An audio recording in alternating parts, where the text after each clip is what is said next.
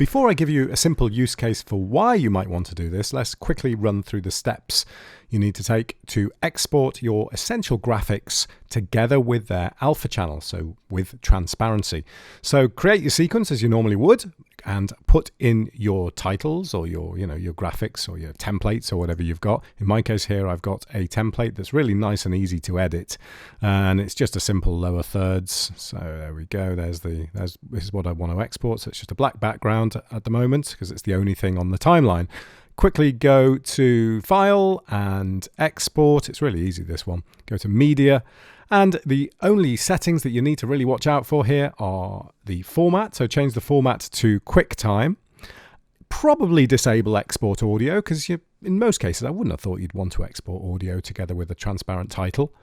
And then the main one is changing the video codec. So make sure you're on the video tab here and change the video codec to animation. Whatever ones you've got down here, the top one should be animation. As soon as you make that change, you will see here that you have a choice of 8 bits per channel or 8 bits per channel plus alpha. And when you export that there, you'll find that this exports together with transparency. Nice and simple. So here's why I wanted to do it at least. So this is a project I'm working on at the moment.